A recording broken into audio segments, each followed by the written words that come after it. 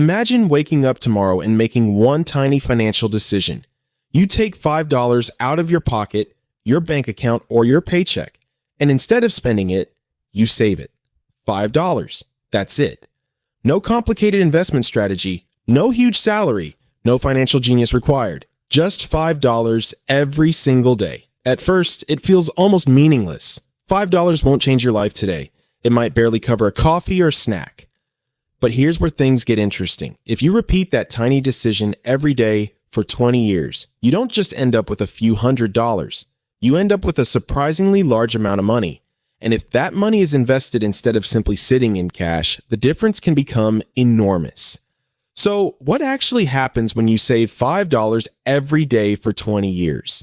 Let's follow the money from day 1 all the way to year 20 and see how something that looks almost insignificant can become a serious financial asset. Let's start with the simplest version. If you save exactly $5 every day and never invest it, the math is incredibly straightforward. $5 a day multiplied by 365 days gives you $1,825 per year. Do that for 20 years, and you're putting away roughly $36,500 of your own money. That's already a meaningful amount. It's enough to create an emergency fund, pay for a major expense, reduce debt, or make a serious contribution toward a larger financial goal. But $36,500 is only the beginning of the story, because there's one powerful ingredient missing: compound growth. Your money doesn't have to simply sit there. If you invest those daily savings and your investments generate returns over time, the money you've already saved can begin producing more money. And then that new money can produce even more money.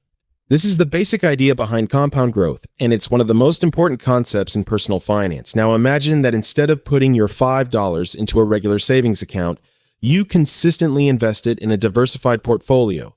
And purely as an illustration, your investment averages around 8% per year over the long term. That does not mean you'll earn 8% every year. Some years could be positive, some could be negative, and actual returns can vary significantly. But if we use 8% as a hypothetical average, the numbers start changing dramatically. Instead of ending 20 years with only the $36,500 you personally contributed, your account could grow to roughly $91,000, assuming daily contributions and an 8% annual return compounded over the period. Think about what just happened. You didn't save $91,000 from your income. You contributed about $36,500. The rest came from investment growth. In other words, your biggest advantage wasn't putting more money into the account. It was giving your existing money enough time to work. And this is where most people underestimate compound growth. During the first few years, it doesn't look impressive. You save your $5. Your balance slowly increases. Maybe you reach $500, then $1,000, then $2,000. Nothing about the account makes you feel like you're becoming wealthy. In fact, this is the stage where many people quit because the progress seems too slow. But compound growth is not designed to impress you at the beginning. It's designed to become more powerful as the years pass. During the first year, the returns are being generated on a relatively small amount of money. But after 5 years, you're no longer earning returns only on your original contributions. You're earning returns on the growth that has already accumulated. After 10 years, the snowball is considerably larger. And by the time you reach 15 or 20 years, the growth can become a much bigger part of the final balance. Let's make this even more visual. In the first year, saving $5 a day gives you around $1,825 in contributions. At the end of the second year, you've contributed another $1,825, bringing your personal contributions to roughly $3,650 before considering investment returns. By year 5, you've personally put away about $9,125. At that point, you might look at the account and think, that's nice, but it's not life-changing. And that's exactly the trap. You're looking at the balance instead of looking at the trajectory. By year 10, your contributions have reached around $18,250. By year 15, you've contributed roughly $27,375. And by year 20, you've reached $36,500 in contributions. The important thing is that the money you contributed in year 1 has had almost 20 years to grow, while the money you contribute in year 20 has barely had any time to grow. Every dollar doesn't have the same amount of time to compound, and that is why starting early can matter so much. Now let's take a step back and look at what this habit really means. $5 a day is roughly $150 a month.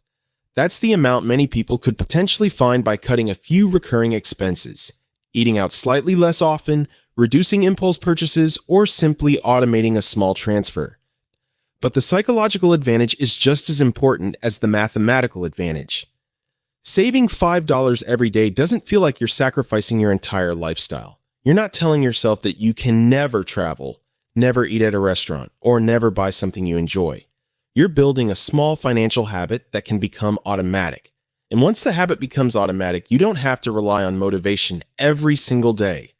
The money moves before you have a chance to spend it. That's why automation can be so powerful. Instead of asking yourself every night whether you should save $5, you can create a system where the money is automatically transferred or invested. But what if you increase the amount over time? This is where the story gets even more interesting. Maybe you start with $5 a day because that's what fits your budget today. Then, after getting a raise, changing jobs, paying off a debt, or simply becoming more comfortable with saving, you increase it to $7. Later, maybe it's $10. You don't necessarily need to start big. You can start with an amount that feels almost too easy and then increase it as your financial situation improves. The goal isn't to prove how much you can sacrifice for 1 month. The goal is to create a system you can continue for years. A small habit that survives for 20 years can be far more valuable than an aggressive savings plan that lasts 3 months and then disappears. There's another important lesson here. Consistency beats excitement. Personal finance is full of things that sound exciting. People talk about finding the next big stock, making huge returns, timing the market perfectly, or discovering some secret investment strategy. But most ordinary people don't need their financial future to depend on making one spectacular decision. They need a repeatable process. Save. Invest according to a sensible plan. Keep costs and taxes in mind. Avoid unnecessary debt. Stay invested through market ups and downs. And repeat the process for years. $5 a day may sound boring, but boring is often exactly what works. You don't need your financial strategy to be exciting. You need it to be sustainable. Of course, there's a major difference between saving and investing. If you simply save $5 every day in cash, you'll have the security of knowing the money is there, but inflation can gradually reduce what that money can buy. The $36,500 you accumulate over 20 years is still $36,500, but its purchasing power may not be the same as it is today. Investing introduces the possibility of higher long-term growth, but it also introduces risk. Investments can fall in value, sometimes dramatically. There is no guaranteed 8% return, and anyone promising easy, guaranteed high returns should immediately make you cautious. The 8% figure in this example is simply a hypothetical assumption to demonstrate the power of compounding, not a promise of what your investments will actually earn.